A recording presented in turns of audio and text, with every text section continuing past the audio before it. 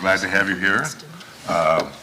We'll call the meeting to order, and I'd like to do some introductions. My name is Frank Bednarik, and I chair the Friends Committee, and that is the basic reason why I'm on this committee.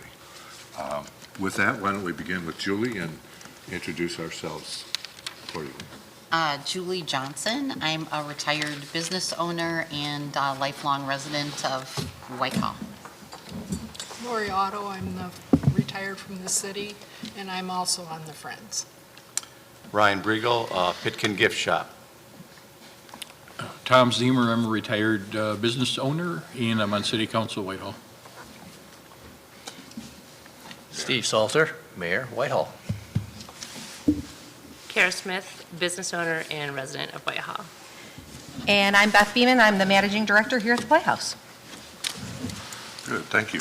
The one thing that I wanted to mention about the Playhouse Friends is that it is a 501c3, and the sole purpose of our organization is to build friends for the theater, and to do that, it's primarily through membership and contributions. And you can be a friend of the theater by purchasing season tickets, and you can become a friend by sponsoring some of the programs or the many programs that are offered by the theater. And what we're trying to do with that fundraising effort as we move along is to build it as a community center. So not only are we looking to support the productions during the summer, but we're looking at supporting the activities year-round. And a part of that is also suggesting and providing for rentals. And Beth will go into that a little bit more as she updates us on the bookings. So with that, we'll move to Beth. And Beth, would you give us the update on the bookings? Yes. So between now, which is this next weekend, is March 8th, and the end of June, we have 20 events booked. 2 of those are week-long youth theater camps for ages 5 through 18. We've gotten some grant funding to help support that.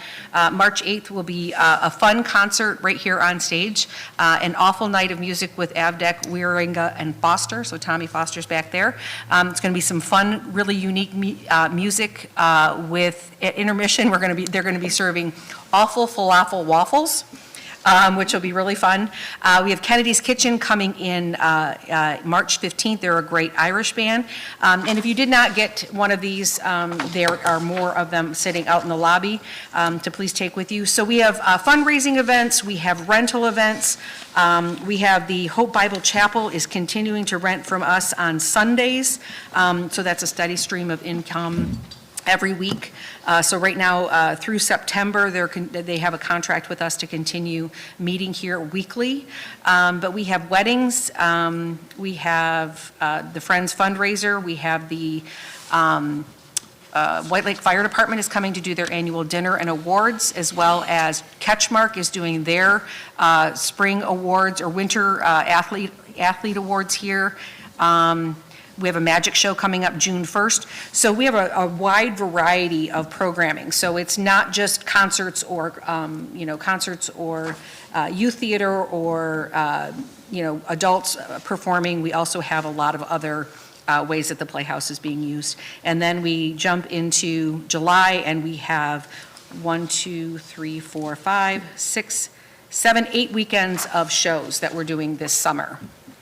So it's going to be a busy time, but I think that it's pretty evident from what we're scheduling, and we're kind of tapped out like resource-wise as far as like human resources to add more to this. But if we were, if people approach us and want to do something else, we will see what we can do. But yeah, it's a nice busy summer. Yeah. How does this compare to previous years? Probably more, especially because we have so many people wanting to rent the theater. Mm-hmm. So production-wise and the things that we're producing, it's probably pretty similar. But when you bring in like the Walk the Beat kickoff party or other concerts that people are bringing to us to want to do, like the Awful Show and what Steve is wanting to do, the Night Under the Stars concert, those are add-on things that we have not necessarily done in the past. But definitely the rentals for weddings, graduation parties, retirement parties, those things have gone up they probably doubled in the last year, since last year. That's great. Yeah, yep. Do we have any kind of when they rental agreement, I'm sorry for asking so No, many questions. but that's why we're here. That they sign giving any rights to photographs that may be taken that could be used promotionally for the theater to give people ideas of, well, this is what a wedding reception would look like at the theater. I don't even know, you know what, it's an interesting question. I have not had that asked before, but if it's not in the contract, come in and help facilitate, a really nice day for a wedding Awesome. here at the Playhouse on the 29th. Thank you. Thank you. Good. Any other questions for Beth? I did want to mention on the Friends program that on May 1st, we're having our second annual presentation of the summer season and a drive to gather new members. And what we'll do is, it's open to everyone, but we will send invitations to everybody on our mailing list. It'll be on our website, and it will be a fun night. We're looking at a ticketed event this year. Last year, it was not a ticketed event. We asked for contributions. This year, we're going to do a $30 ticket, and much like was done last week for the dessert program. And then we will ask for sponsors, particularly using this guide of producer, co-producer, director, or sustainer. And this will be the initial effort to raise money to support the summer season. In addition, we're scheduled for March the 22nd to cover the Chamber Business Expo that's going to be at the high school. And we're going to there, again, promote becoming a friend of the Playhouse, either becoming a producer or a director, a co-sponsor. And we're also looking to sell memberships and season tickets there as well. And there, we're going to play up the opportunity to use the theater for business purposes, business meetings, business lunches, and the type of thing that our local industry would be able to use the theater for. So that's on March the 22nd, I believe. And if there are any volunteers, we need people to cover that event. I have a question, Frank. Sure. And I know there's no solid connection between the city and the Friends and so on, but for planning purposes, has the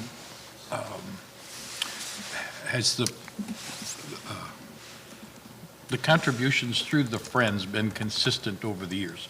Is it up, is it down, is there more going on right now because of the financial situation? Is it something that has been consistently up here, or has it been down here? Okay. You know what I mean? Yeah. Probably a little background on that as to how we were organized to support the theater. And then, of course, the Friends came into existence now well over a decade ago. And the effort kind of evolved into doing the capital campaign. So in order to raise funds, the Friends was used as a recipient of the capital campaign contributions, one recipient, because people can also contribute to the city. So you can make a charitable contribution to the city as well as to the 501c3. But there are some donors that would not contribute to the city, but would contribute to the 501c3, particularly foundations and that type of thing. So the big effort pre-COVID was to raise and collect the capital campaign funds. Then we've moved into efforts to grow the membership, because we see that what will really sustain this over the long run is to have Friends. And Friends as a membership would be a membership organization. Right. And that is a growing thing. And one of the problems that you've encountered and that we've encountered as well is that cash flow is a big problem for us, because what happens is that we end the fiscal year in July, and we have a pretty good infusion of cash for the next few months, and then it drops down, and then we get back to April, May, and June, and we have a larger infusion of cash again. So we have a cash flow issue that we're trying to overcome as well, and that's the reason for all the fundraising efforts that Right. we're doing. But it seems like there has to be a good connection There is, we for don't. planning purposes. Right, and we I- don't own Yeah. the theater, and we don't employ Yeah. anyone. We're really just all volunteers on Right. the Friends side. But we basically turn over all of our assets to the Friends, or to the city. The city, We don't. right. We don't have any intention of building a whole nest egg of funds with the Friends, so there's no reason for that. We want to Right, see that, right. we want to see it operate appropriately. And that would move into a little bit of the discussion on the endowment, because I know that we've had a conversation on that before. But I think the Friends do hold the liquor license. I should. No, not now. Oh, we No, don't? the city owns that now. Oh, okay. Yep, it was for a while when, before we reopened and before we could get the liquor license, we would use the 12 a year that the 501c3 okay. could get, but we have a permanent one now. Oh, good. Mm-hmm. I'm glad to hear that, because I was thinking about liability issues. So, Yeah, nope, we well, we're have glad that. you own the liquor We had a very generous donor pay for that for us. I wish so. it did me some good, but Right. That would be good. That would be good. Scott is He is on his way. He just texted me too, he's on his way. Okay, so we'll skip to Scott, and we'll go down to the capital campaign. I wanted to discuss a little bit about the sustainability in relationship to the capital campaign and the possibility of endowment, because I know that at the last meeting, there was mention of endowment, and I think that all of us on the Friends think endowment is a good idea. Lori represents the Friends, and we have Tom Spencer in the audience with the Friends. But one of the hesitations of moving forward with an endowment campaign is that we wanted to get the capital campaign complete. When we took pledges for the capital campaign, we gave people that were pledging significant amounts an opportunity to do it over 5 years rather than a single contribution. And we're now just getting through all of those pledges, so we don't want to begin an endowment campaign until we've completed the capital campaign. And one of the reasons for that is that we see that the capital campaign contributors are the most likely contributors to the endowment plan. And so I think we've given it some time, and we have to think about now looking toward an endowment. But that's not an easy thing to do. It takes a lot of pre-work in order to do an endowment, just like a capital campaign. It took us almost 2 years of work behind the scenes before we decided to go forward with the capital campaign and working with the city to do that. And it's going to take the same thing with a good strategic plan for an endowment campaign.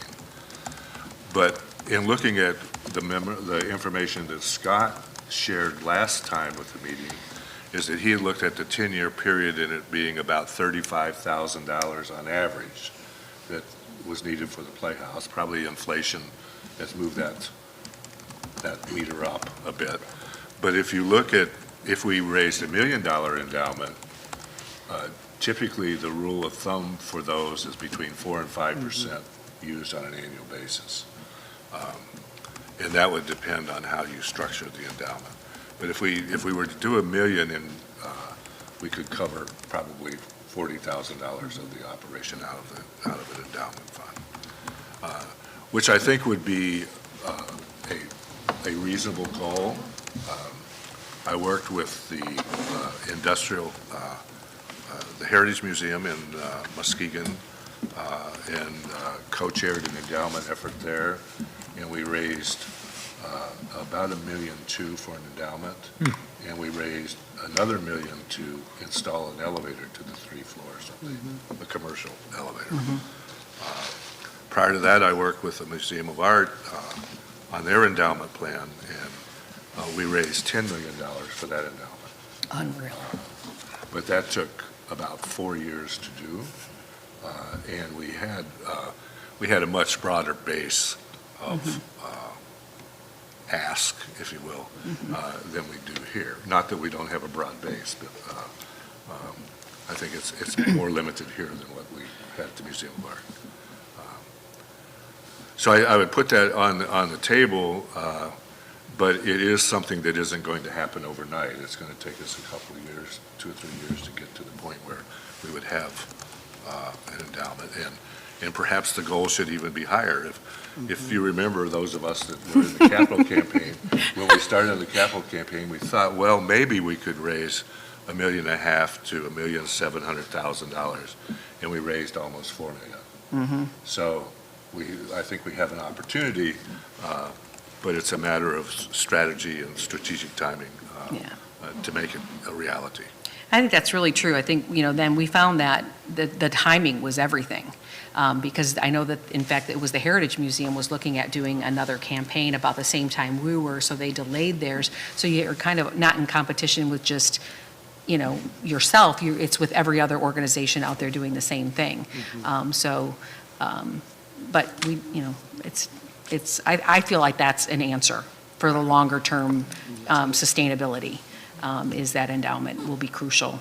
For things like fixing things, replacing things, not just operational, but, that fallback of, what happens when X happens, which it will.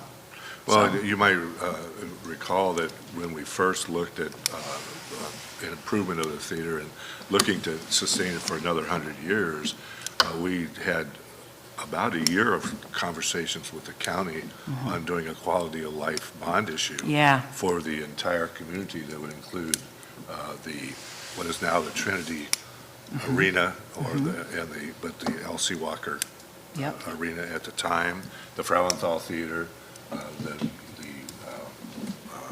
the Winter Sports Playhouse, Complex, and the Winter Playhouse. Sports Complex. So there were four quality of life pieces that were in that proposal, but we never could really get that off the ground. But there was about a year of negotiation on that piece before we decided to go on our own and go for the capital campaign.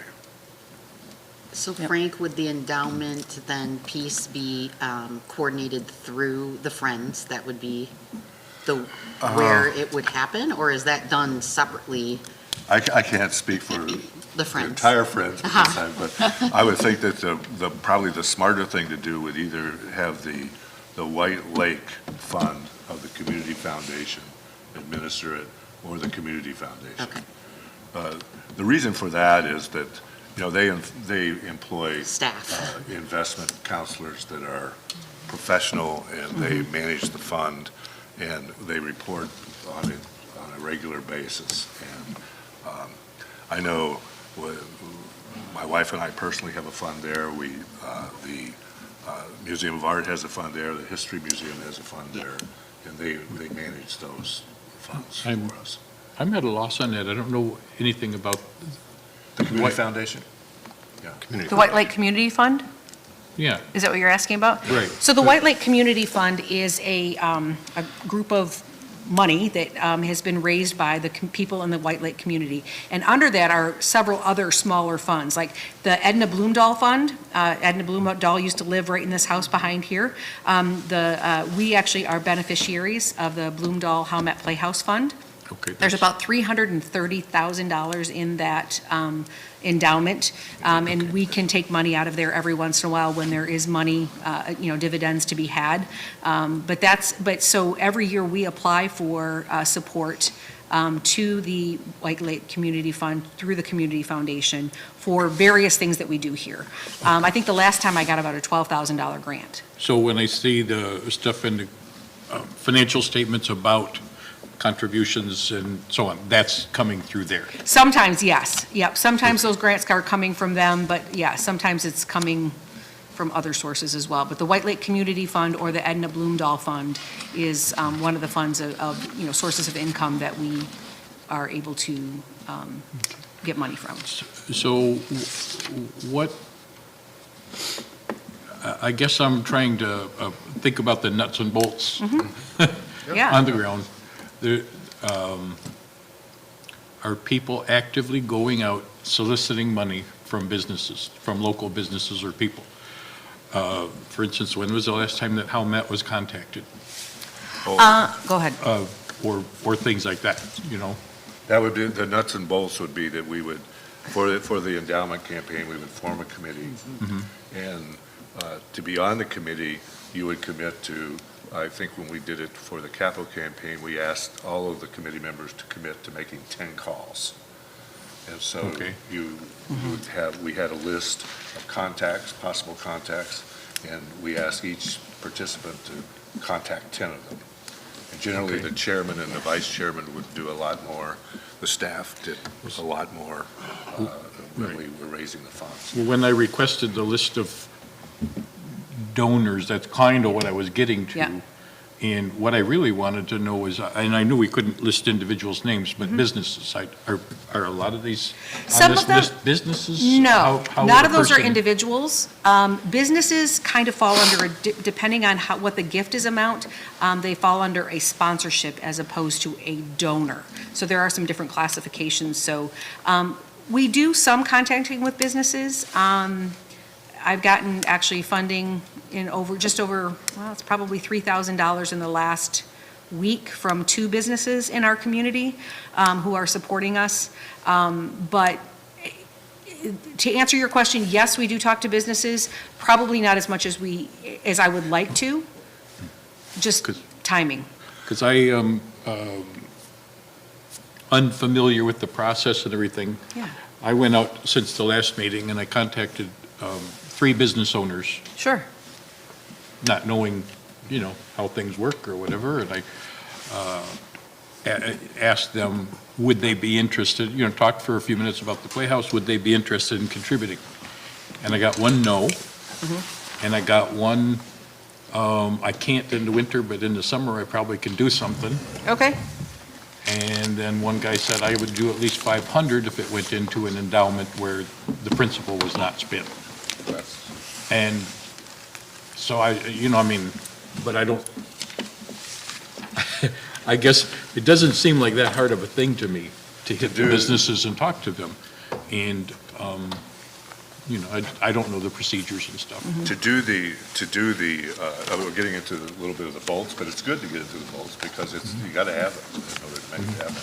But let's just say, at a high level, we would need probably 250 donors to make that goal.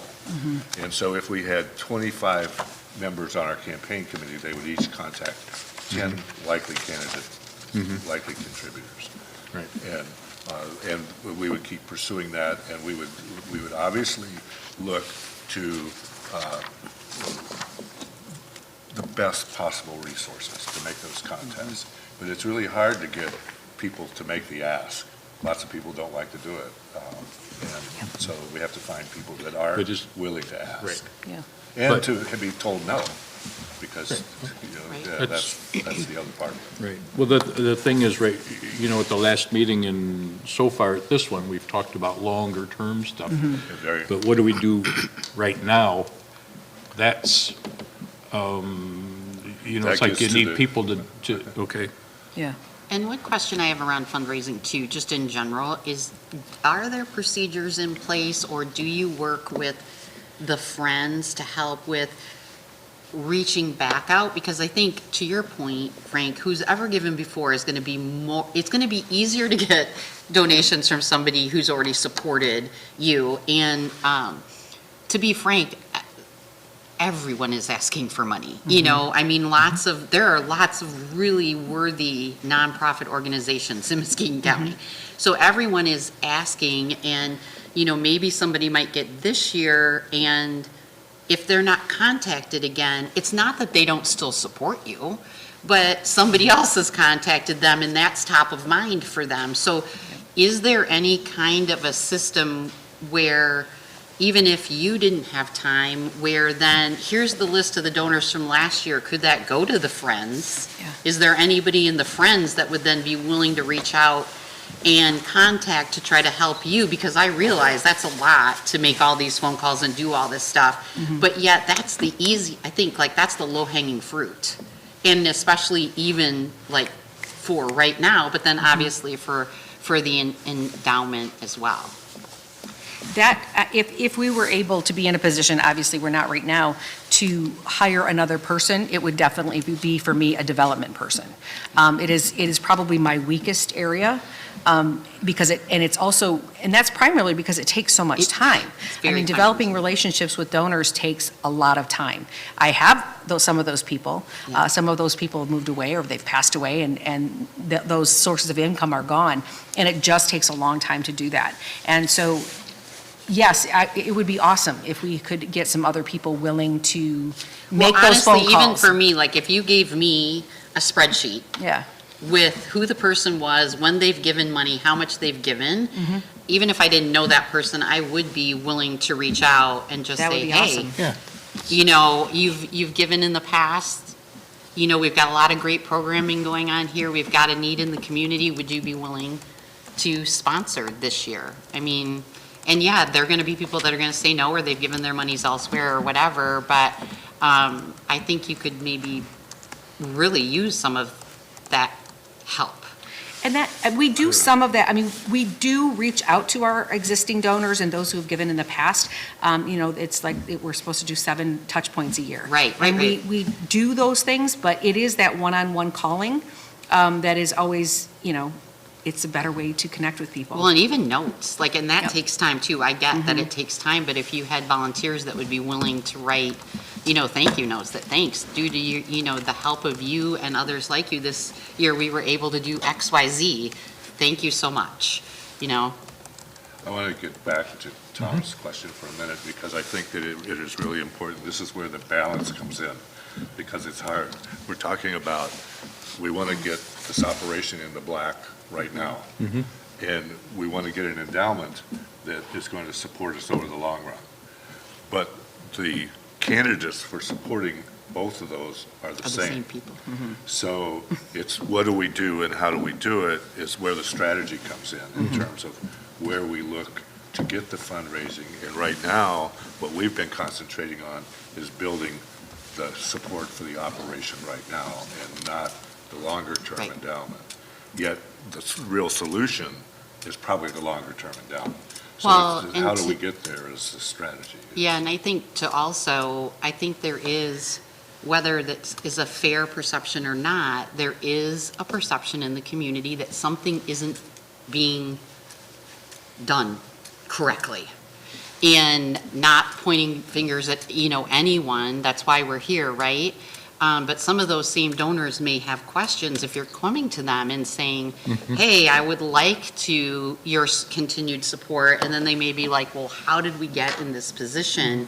Or what are we doing, even if it's not how did we get in this position, but what are we doing to kind of correct course so that we don't continually find ourselves in this? And so I think that has to be, in my humble opinion, part of the conversation too, because those same people, they're going to be like, okay, well, I am willing to help this whole, because I want to see this succeed, but then what's going to change in the future that I know that you're not going to be coming to me asking for this same type of ask in a year or 2 years. And that's not completely fair, because lots of things happen in life that we have no control over, but I still think if we can come with some type of a plan or bullet point that, hey, as we're asking for these dollars, here are the changes that are being made so that we're hoping to never be in this position again. And that could be including a long-term plan of an, you know, working towards an endowment.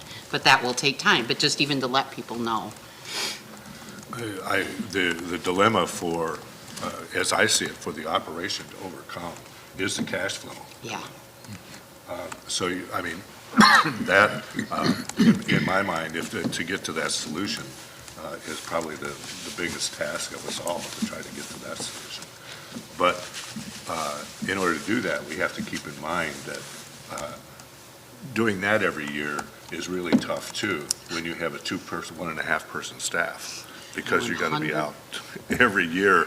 These people go away, so the sponsor this year is not going to be the sponsor next year. The underwriter this year is not going to be the underwriter next year. The ticket buyers are going to change all the time, and it depends on what you put on. I mean, I think she has a wonderful lineup for this year, and we will get a good audience. I'm pretty convinced we'll get a real good audience for it. But next year, there has to be a new lineup. it's got to be different. Never, yeah, always changing. And I'm not laying blame or anything. I'm Oh, just right. saying Don't what feel I've it. heard out in the community, and those are some of the things that as a committee, I think we have to be able to overcome too, so that we can put the best foot forward for If for the you community. take a broader view and you look at the nonprofits that are in the arts or the entertainment business, in the Museum of Art has to raise almost $1 million every year. The Heritage Museum has to raise over $1 million every year. The Civic Theater, I have a little thing from the Civic Theater here I just got, asking for contributions for this coming season. So everyone has a challenge. I mean, it's not something that is common just to this theater or a Correct. problem for just this institution. It is everywhere. And a great deal of that occurred with the COVID. And we can't forget that we got shut down, 6 months after we opened? 8 months, yeah. And you lost your audience just almost immediately, because when you're closed, people go elsewhere. And we had been closed for 2 years before that. And We a were just lot of getting them back. businesses, it's the same, I mean, Yeah. COVID did bad things too. So, and you can see Still by have this expenses. schedule of events that it's coming back. I mean, it is Absolutely. coming back. And that's what gives us all encouragement, I think. I think in addressing your concern, what's not being done correctly is staffing. That's what's not being done. And if you look at the study that was done, it said this facility needs 5 people. We're doing it with 1.5. That's the problem. But to fund that staffing, you got to have funds. So we're in a situation. Well, it's a catch-22, right? is. It's, you're constantly chasing your tail, like, okay, we need to do more, we need to have more events, we need to get more money, but we don't have enough resources to go out and get the money to have more events, to go out and do development. So it's, Well, we're in a little whirlpool. I would say that the number of 5 employees was off. You couldn't have, I don't believe the economics would allow you to have enough shows to take care of 5 employees, to pay 5 employees. I've talked, since the last meeting, I've talked with people at the Ramsdale twice in Manistee. They have one full-time, 130 hours, the director is full-time, their assistant is 30 hours a week, and they have 2 that will be anywhere from 15 to 20 hours. You know, basically, they're at 3.5 people, somewhere in that range. And this is kind of off the subject, I could share a little bit more about the conversations, but, they run a bigger place with 4 max, normally not 4. That number of 5 people, just to give a reference to the strategic plan, was based on 180 event days per year. So if we were going to get to that 180 event days, which means somebody's in here paying us money to be in this space, that's what that number, that 5 full-time people. So that's, somebody working the box office, somebody, doing maintenance and cleaning the building, somebody doing development, a technical director, an executive director, a youth theater person, arts management, all of that kind of thing. So just to give you a bigger picture of what that 180 days was, that 5 persons attached to 180-day event days per year, just to fill in the blank. How many days events do we have typically? Nothing's typical at this point. Nothing is typical. We're developing the typical. So right now, if you start, when you look at event days, it means we're in here working and we're getting money coming in, right? I will have to look at that for you, but it changes every year. When you get to summertime, we're pretty much here every day. We're here every day in the summer, from like the beginning of June through August. Now, every day is not an income day, but we are selling tickets and making things like that. But I would have to look, to be honest, I don't know where we are with event days right now. We've got, 25 in the next 6 months? So if we double that, that's still only 50. Right. That's, no, in the next, between now and June, I think it's 20 plus 2 of those are 2-week-long camps, and then you get into the summer, and then it's 8 weeks of shows. So, yeah. But those are more than that, Steve, because you got, I mean, some of these, like that spring musical play, that's 5 days. That's just not one event, that's 5 days. Right, that's our 2-week-long camps, So this yeah. is, I know you got 27 events here, but that's many more days than that. Yeah. Yep. But we're still not close to the. The 180, yeah, yeah. We're not there yet. The goal, I think, with the strategic plan, had it gone into place and we could have like followed it through from, when we opened to, if had COVID not happened, we probably could have gotten really close to that as our goals. But once COVID happened, the strategic plan just kind of got shoved in a drawer and we really haven't looked at it. So. The strategic plan, is that something that you were working on with the city? Yes. Lori Otto was our finance officer at the time. Who else was on that committee? Kim Harsh? Who else was on that committee with us? Jan Dorr Jan, and Bill and Tom, were you on that too? There were a couple other people. So It's a it was a really combination good- of friends, and, yeah, so it has some really good things. It has great information in it. Something that I would like to, it would be nice to have another small group of people go through and kind of review where we are. There are things we have completed on there, and things that it would be nice to reevaluate and prioritize to get some things back going again.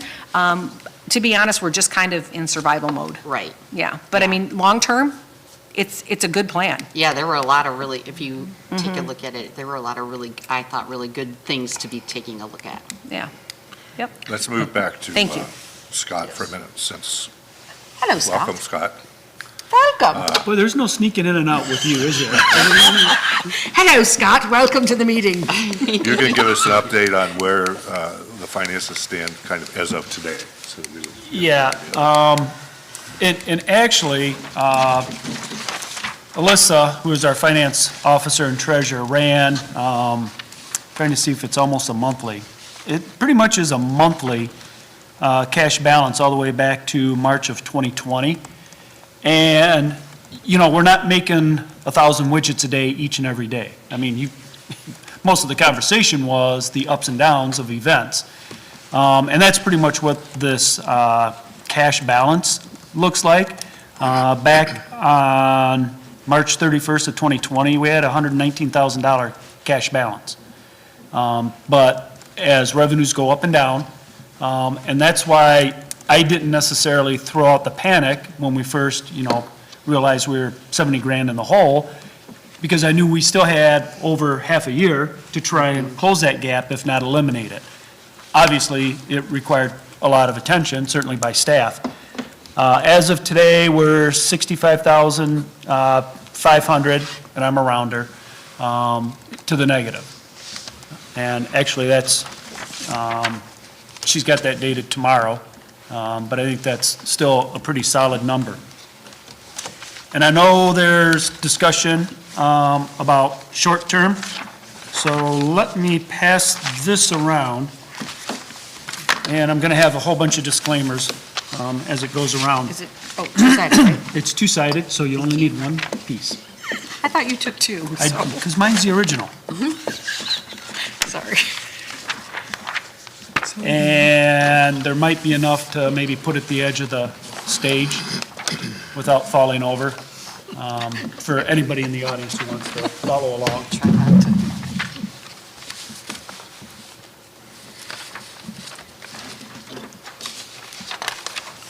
And as that's circulating a little bit, and I apologize for my tardiness, and maybe you've already discussed this, but tickets do not sustain any type of arts, whether it's the movies, live entertainment. If you've gone to a show lately and you bought popcorn, that's where they're making their profit margin. It's huge. So recognizing, I mean, we weren't blind, staff, myself, Alyssa, Beth, we were not blind to the financial concerns that the Playhouse was headed towards. So with our fiscal year, our current fiscal year, and we start July 1st and go to June 30th. Sitting down, going through the numbers with Alyssa and Brooke and Beth, the city staff had made a recommended budget to the city council that the $118,000 that we collect from marijuana taxes, we have two facilities, and that's roughly $57,000, $58,000 per facility. So the state of Michigan collects the sales tax, and they redistribute that amount. Of course, the state takes the top 15 or 20%. Then they distribute it on a per unit basis to all of the cities that have marijuana facilities and every county that has one. And I forget what the number is. There's about 40 in the county. I think us, Muskegon Heights, and a couple of townships. So the county gets a big chunk as well. So recognizing that there has been some concerns, and I think we've heard it loud and clear from some of the residents, I've never gone to the Playhouse. Why are my tax dollars going towards the Playhouse? The unfortunate part about taxes is it's not a quid pro quo. I've never called the police, never called fire, never called an ambulance. I've been paying taxes, I don't get a refund. So it's not, it's not really an equity-based type of financing. So with that, but still recognizing that there are some concerns from the residents, the thought was the marijuana tax revenue, unless you're partake in that activity, that sounded kind of a little bit slanted, but anyway, it's legal, you can do it. The thought was, let's just split that money up between the police department and the Playhouse. Obviously, the Playhouse having operational issues, and the police department, what we actually did fund was upgrading all the video cameras in the squad cars. I think we still had beta recorders. That'll tell you how old the system was. And body cams for all the police officers. So our pitch was 59 and 59. The city council decided to give the police department 20 grand so that they can upgrade all their video equipment and we're first-time users for body cams. $90,000 towards sidewalk repairs, and then the balance would go towards street improvements. So what I'm throwing out at this group, and obviously it might have the need for a lot of discussion, is if we amend the budget and go back to using the marijuana tax. Again, we're not specifically using any of the residential property money. Police have already got their 20, the balance, 96,000, would go to Playhouse operating. And I think in the future, we could continue to do some sort of a distribution between those two departments. We're actually talking about traffic cams in the city now, which is actually kind of a crazy thing. Big Brother's watching us. If we're part of the system, we can actually access traffic cams in California. Now, not that we would ever expect, there's a suspect in a vehicle that gets that far, but that's the technology that's out there now. The big value is that we can track it pretty much anywhere in the county, because I can't tell you what communities have them, but there's quite a few. So we would be able to access that system. Down at the bottom, so we still need $90,000 for sidewalk improvements. And my first disclaimer is that we opened up the bids today. We had budgeted $90,000. The low bid was $135,000, and the second low bid was $245,000. So just on those numbers alone, we're going to have to roll up our sleeves and do a little more work. And this pitch is because there's other areas that we can draw money for sidewalk repairs.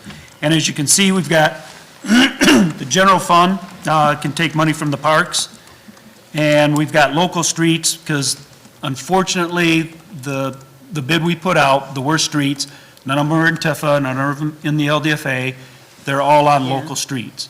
Local streets is always kind of a little tight on funds, but we can always transfer major street funds into local streets. And since we're a qualified community, I think that's an unlimited, and Lori might remember her glory days. It's an unlimited amount. We used to be restricted to how much major streets can actually transfer to local streets. And actually, the Carlton one, again, those numbers are going to have to be adjusted.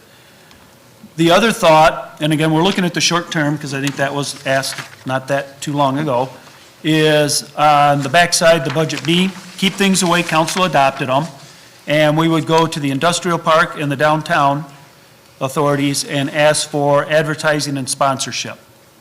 I think both of those boards, knowing the members and how they've supported the arts in the past, I think they would be very acceptable to that. We're back to property taxes, but the industrial park is all industrial. The downtown has relatively few residences that would be impacted, but probably 85 to 90% of our downtown funding actually is Howmet, because we go down and we circle, encompass all of their plans. So that's kind of staying with what council adopted, plus another avenue. We've also got a couple of questions into our city attorney as far as what we can and can't do. But that's kind of the short-term fix, and until we get to the point where we've got an endowment and there's an interest amount that can be drawn down to support the Playhouse, and I think I mentioned at the last meeting, it'd be about $35,000 a year. You know, some years we might need 50, some years we might need 10, some years we won't need any.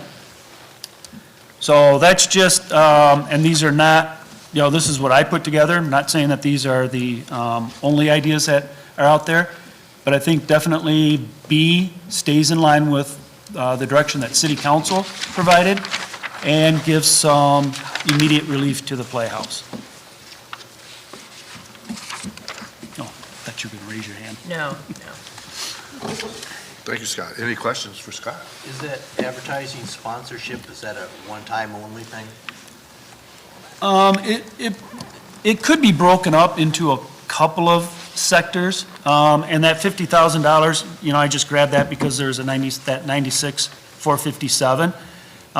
What we have done in the past is for one of the summer events, the industrial park, for the most part, or the downtown has sponsored.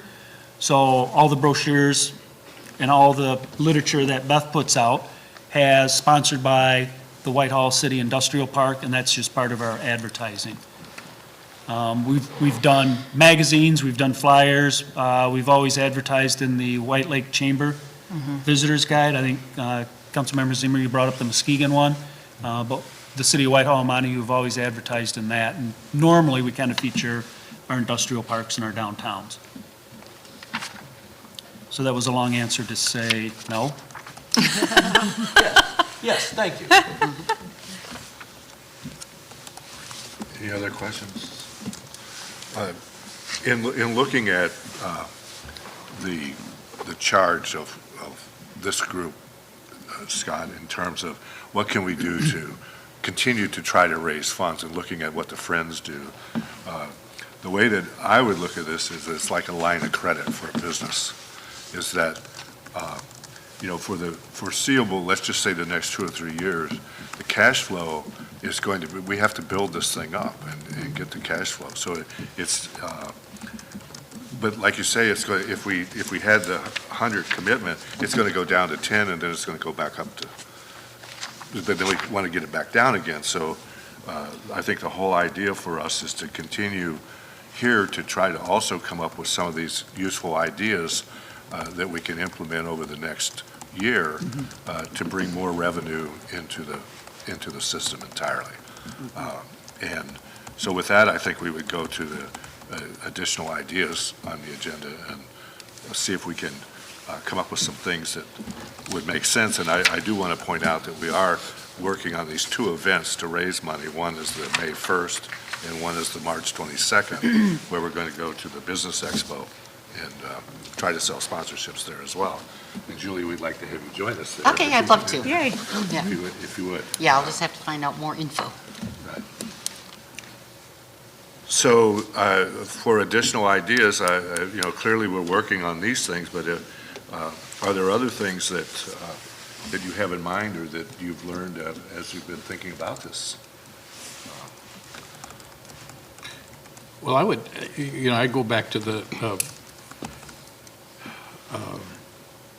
if we get a contribution from Howmet, that might go a long ways. You know, I don't know if they're the lead sponsor for the Fruenthal, and that's 12 miles away.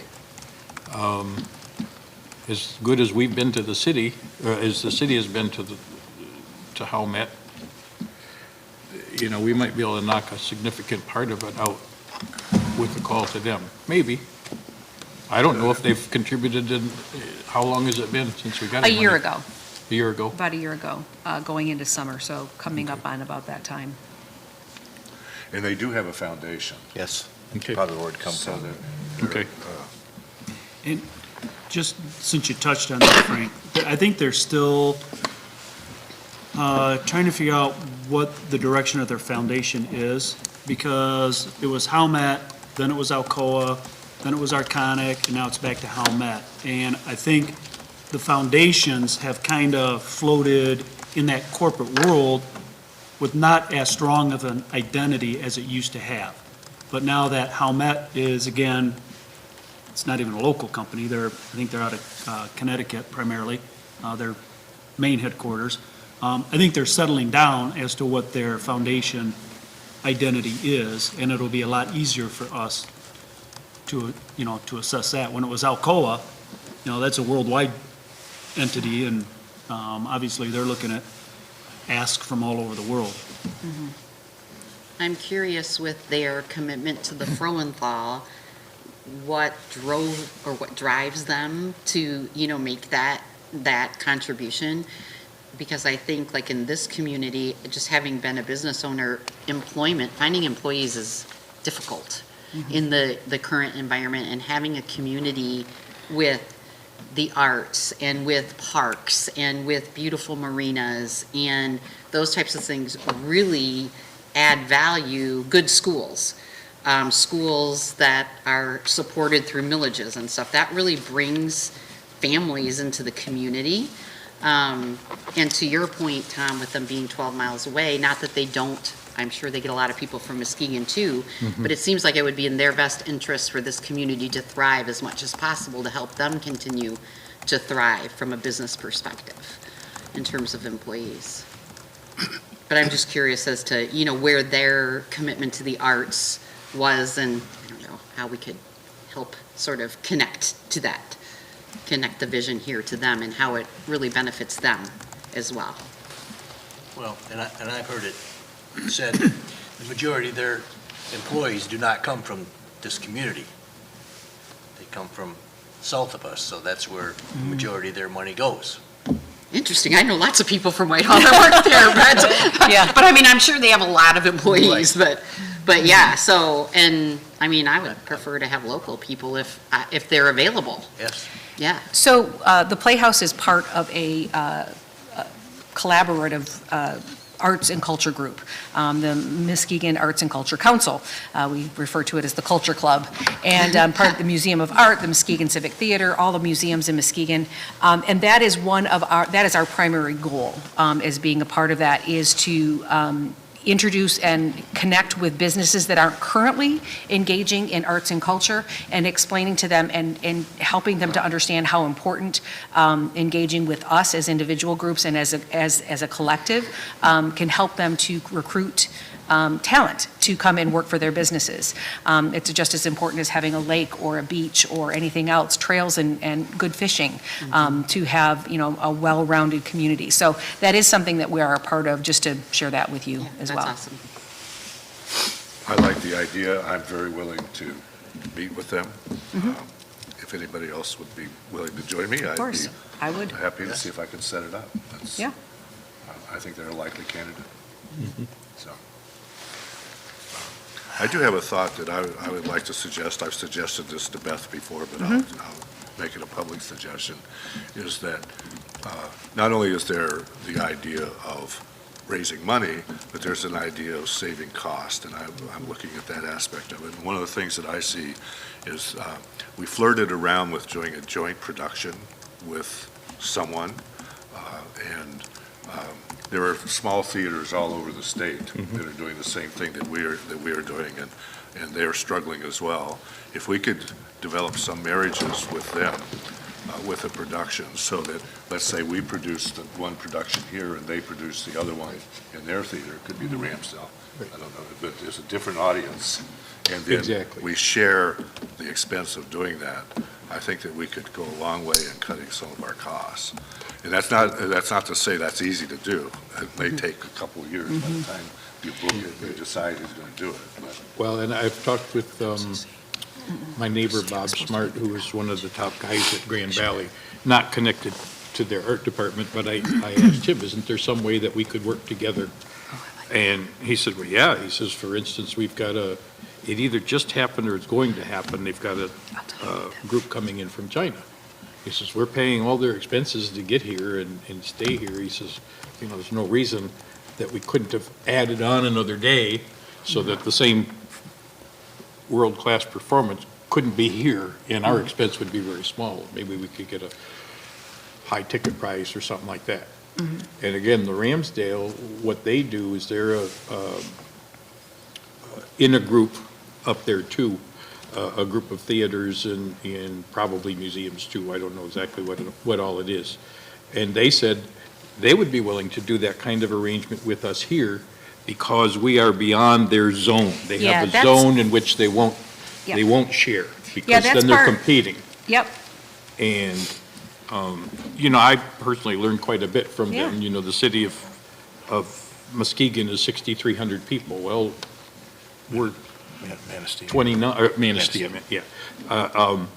And we're 2,900 with our neighbors across the river. We're, still going to be less, but we're not too far off. It sounds like they get a lot more community buy-in than we get here. yeah. They are more than welcome, they're very interested in talking and sharing ideas and stuff like that. She gets a lot of, the director's name is Laura. She said they get a lot of free advertising by finding websites and places where they can, get free listings and Sure. stuff. Anyway, and they're struggling too. Their particular situation is different. The building is owned by the city, but the operating corporation or whatever is a 501(c)(3). And they do lots and lots of volunteer work. That's why they can get by on 2.5 people, 3 Right. people. You're talking about the Michigan Presenters Network, and we're part of that too. How they get different groups and things to come in. I think that's what you're talking about, is cooperating with other arts organizations or theaters, because we do stuff with Midland and Traverse City, and we have had some stuff with Manistee, some Grand Rapids theaters that, we can, it's called, I'm losing the name. But anyway, they'll go from one place to the next. But yeah, that is something that we also do, just to let you know. So I want to call on the restaurant industry. Yay! My To turn. I don't not know only- about all these big giant campaigns. I don't ask for big dollar amounts. Not only to give you applause for what you've done, Yes. but for Thank you, following Frank. through with some ideas as to what we might do in the future. And I think there's an unlimited possibility there in a lot of ways. I agree, and that's where my expertise comes. I appreciate you knowing all about the endowments. I've never had to do anything with that, but I think that's great, and I think that's what we need, right, for the long term? Sure.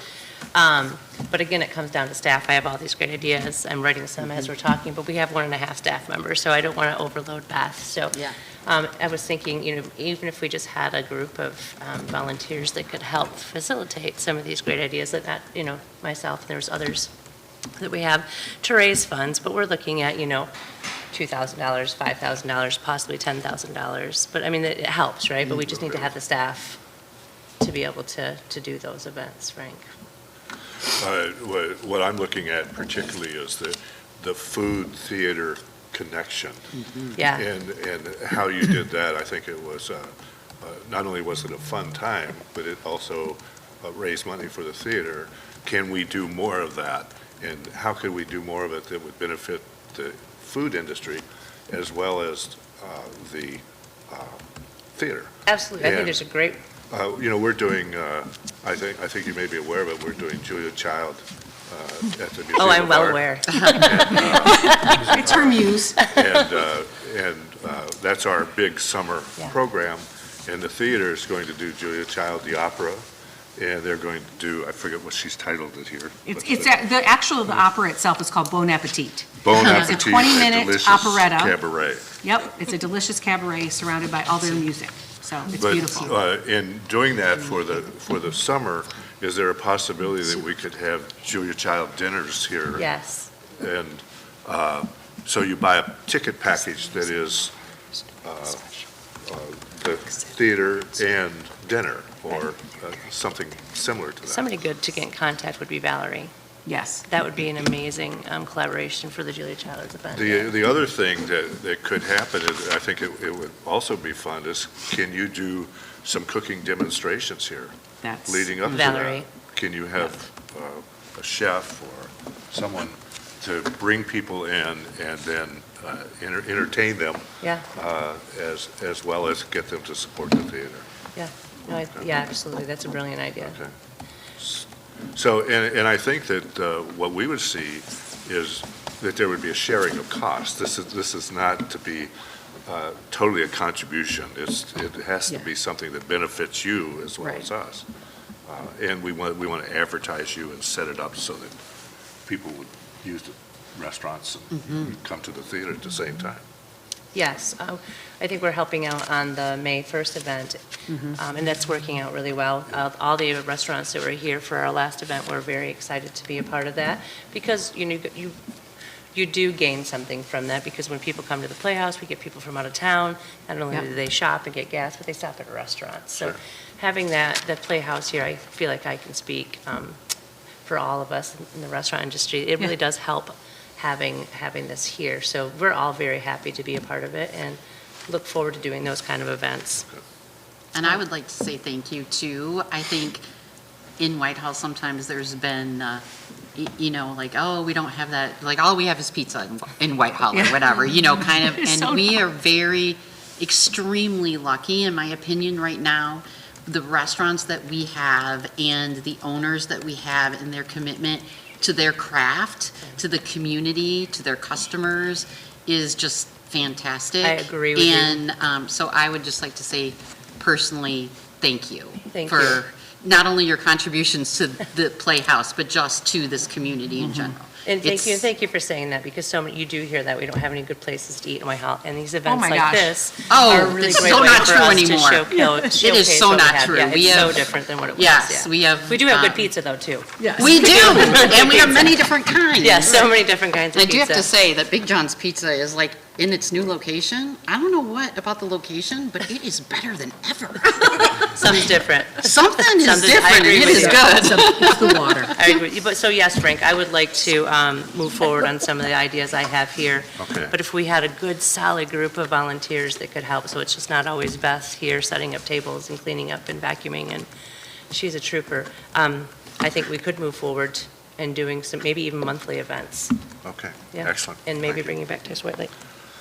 I think what we'll What? do for the next time is try to do a summary of this and do some action items so that we can try to keep moving forward with what we discussed, so that we have a plan that Yeah. we can share with the city. And Frank, please put me down, back, that you and I can set up an appointment. I am seriously more than happy. You give me lists, you give me numbers, I can come down here and spend a day every few weeks. That'd be awesome. To help with any of the fundraising and the Thank you, follow-up.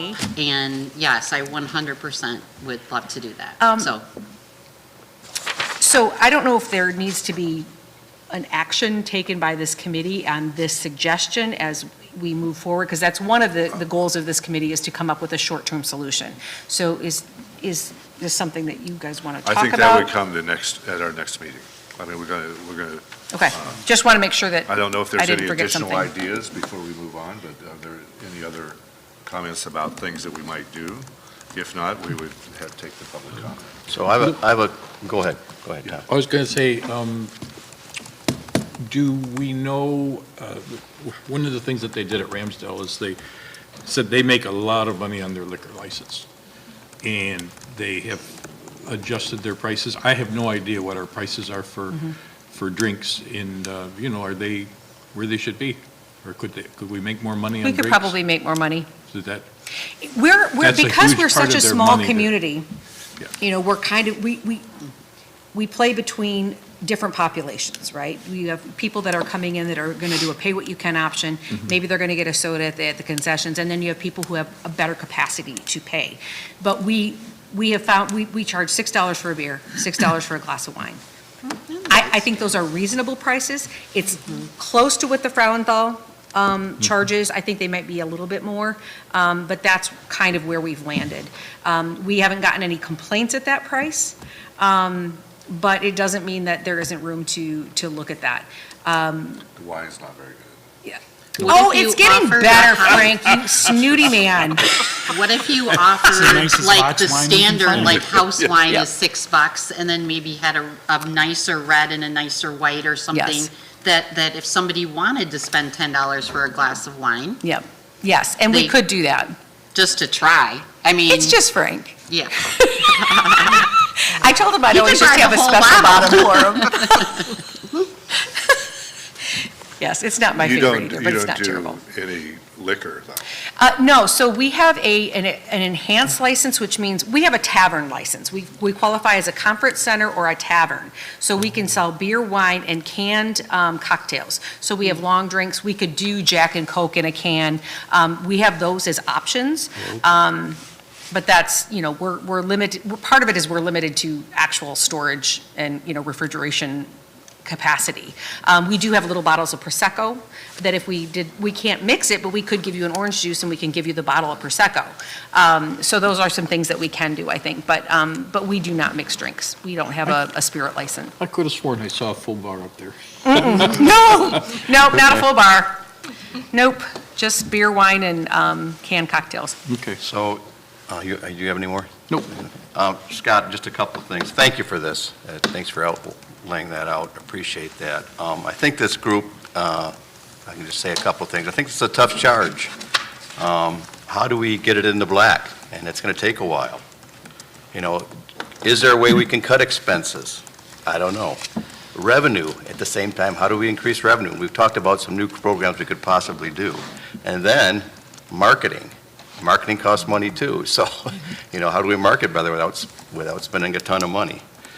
I guess I got just a quick question for Beth. You know, on some of these programs I'm looking at, you know, like the wedding reception, the graduation parties, the church rental, the ESPY awards, you know what we're getting for those. You know what Yes. those are all rental fees. That's an easy. Yep. That's an easy. We know what we're getting. But as far as these other events, pick one here. I mean, there's a ton of them here. It doesn't matter which one you pick. Yep.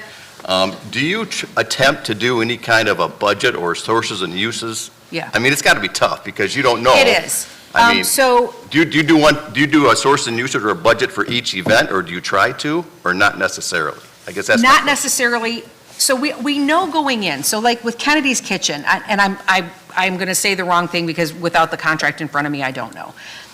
Recently, we have been going to mostly no guarantee with a split at the door after our expenses. So say Kennedy's Kitchen comes in, and like I said, it's not necessarily them because I can't remember what we're actually paying them. So anybody listening out there, this isn't the case. But say it's, we're going to give them a $700 guarantee. Everything after that is split 50-50 after, or 60-40 after our expenses, which would include our daily operating costs, hiring our sound engineer, hiring our lighting person. So we're covering our expenses, and then we get a little bit on top. But more and more in the last 2 years, we have gone to mostly no guarantees with just a split of the house. And that's usually after expenses, because we just don't have the revenue to guarantee You those don't know. kinds of funding. You don't know what the Yeah. revenue is. So, and then you go, okay, tickets, great. But how many tickets do you need to sell to get to that point? And that's never a guarantee. It doesn't matter what we do. Does the house include the bar? No, it does not include the bar. So those sales are just for the. Yeah, so the bar, our concession sales are just for the Playhouse. We don't split that with anybody. So sometimes it can be $200, sometimes it's $800. Okay. So it's just, and that, again, it depends on the show. If it's a kid's show, we sell a lot more alcohol. I'm joking. I'm joking. Mom's got to sit there through that one again? No, I'm just joking. No, so it just really does depend on the show. But there And- is some room for improvement there in the Oh, gosh, concessions yeah. that we could work on and look at event type, maybe get some more wine at the Julia Child show. I mean, people are Yeah, gonna Julia, want. we're going to get some really bougie French Yeah, wine. absolutely. So there's some room for improvements there. The merchandise is such a little tiny part. Is it worth messing with? 'Cause Probably not right now. It's taking time. We don't Valuable really, time. we haven't really updated our merch in a long time, but there are opportunities for merch to be very successful. But it's, again, it's a resource that I just don't have the wherewithal or time to develop something new. And there's an upfront cost there, too. Yeah, and there's the upfront cost, yeah. Merchandise is expensive. But the piece that works well for that is it is part of the marketing sales piece. Yeah. Is to have a hat or a T-shirt that's walking around the state or the community really means a lot in the long run. I think that we need to take a look at that as to what merchandise would work. Right, but It's as, hard to get. but the number I saw was like 200 purchased and, Yeah. and 20 sold or something. Yeah. Yeah, I mean, You have it's to not, build- it's not very Right. much. You have to build it. Right. And part of merch is exactly that, it's more of a marketing thing. Like, I noticed the jacket, the sweater that Susan had on with the MMA, the Muskegon Museum of Art new logo on it, and I thought it was really pretty. I mean, it stuck with me to the point where I was like, ooh, I want one of those. And you have yours. So, yeah, it's that kind of thing that I think it is a marketing tool, but it's not, we don't make much money on it. It could be part of your marketing through donors too, though. Like, depending on if you're giving certain amounts at certain levels that you might be given, small, some kind of, because again, like I would think, Frank, you're, a supporter of a lot of different area businesses and area nonprofits, like, you probably would wear it, because you're supporting them financially, so you would be proud to, to wear it. So that might be something, again, over time, not I right think now. it's lower on our task Yes. list, but we shouldn't just dismiss it outright and say we don't want something, because it does help. And summer people coming in, part of the appeal here is the summer trade. And Right. that, I think that is good for them as well. Along Yeah. the cost-cutting side, because we haven't talked a ton about cost-cutting, like some things with programming and things like that, but I'm assuming that there has been some time looking at, like, expenses, and are there any places where we could find any, like, renegotiating any contracts for any things that we do? I don't know, I'm assuming that's all been done, but kind of taking a look at each line item thing and just saying, is there any juice left in this lemon? And it might only be a little, but, There aren't a whole lot of contractual obligations. I think probably pest control and fire And monitoring. HVAC stuff, And yeah. HVAC. But yeah, every year, Beth has got to get through me and then through Alyssa. So we look at every penny that's being requested. There's not a whole lot of fat, if you will. that's what I figured. To keep trimming away. What about things where there's some contracting for lights or for sound or things like that? Is there any kind of wiggle room with any of those companies? Because it sounded like there are some third parties that are brought in, but maybe that's part of just certain shows, I don't know. It's only part of certain shows. Okay. And typically, I'd say, outside of the summer, about 100% of the time, it's me running lights. Tyler, who came and set up this for us today, is one of our primary sound engineers. And, we pay him $100 to maybe $250 to $300 for an entire show. And he's here for 8-9 hours. And, he's got a specific skill set that no one else has. So we're not paying an exorbitant amount of money out, and that's only when we need it. Yeah, I figured, I Yeah, just. so I have done the cost cutting where I don't hire lighting people, I just am it. Yeah.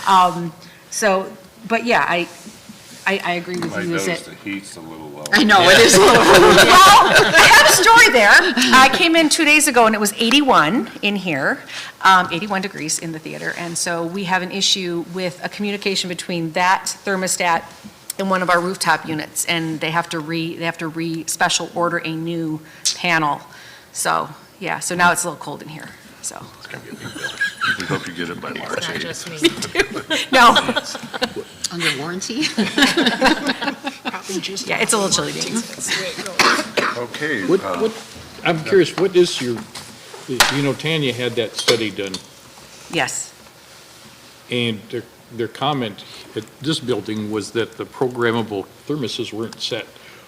Do you have a plan that it's turned off at night or on days where it's not being, is there a schedule for that?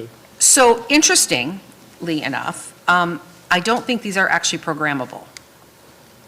They've never, Manual. huh? Manually. They're manual. These are a manual thing. So when we're not here, the building in the winter gets shut down to about 60, 62, which is about what we're at right now. And then it just gets turned up in use. And then in the summertime, it's the same thing that we don't fuss with it as much in the summer because managing that is a little bit more complicated. But yeah, so they are not programmable at this point, unfortunately.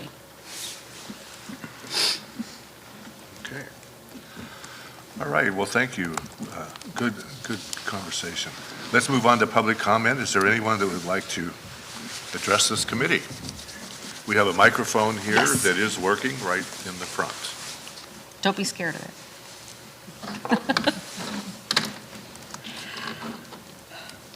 It's nice not to have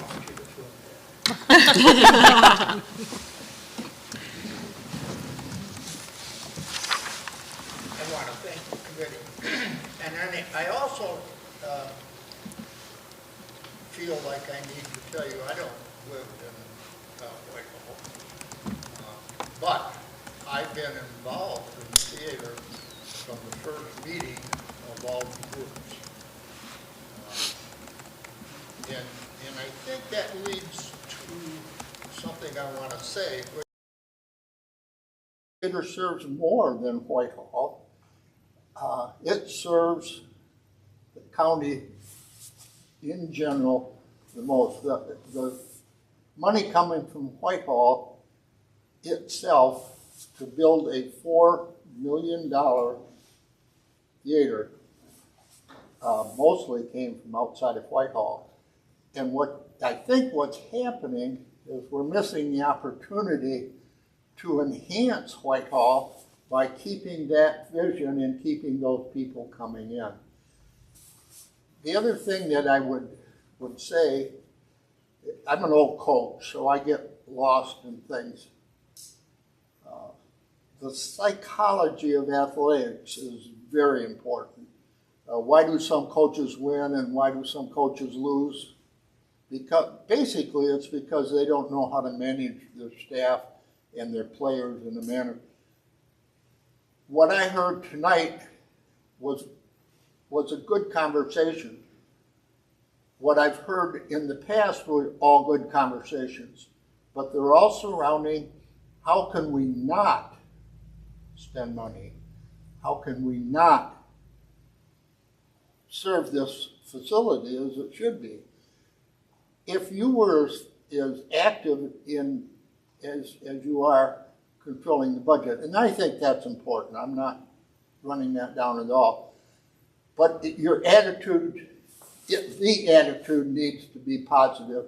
It needs to be, how do we save it? What do we need to do? Who do we have to get involved? And I heard very little of that tonight, and I hope you think about it and you can muster a change of some sort. When I first started on the board, we went along a couple years, maybe 3 or 4 years, before somebody thought we ought to remodel the theater. And when that idea first came out in the community, the answer was, that's the dumbest thing I ever heard in my life. We tried that. We were only able to raise, I think it was $75,000. Is that right? I think so. It wasn't whatever the goal was. I was lucky enough to believe, not to believe that. I thought I did. Tom Spencer? Oh. Tom Spencer.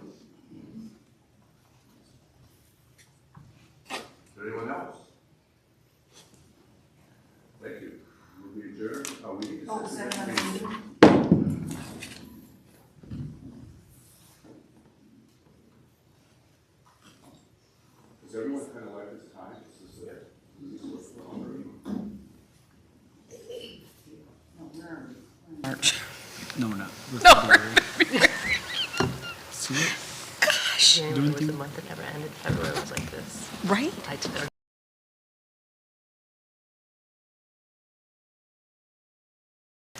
Which would put us 13th of March? Works for me.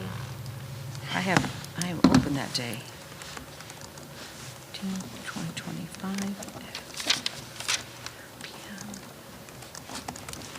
Could I suggest that we do it on the 20th instead of the 13th?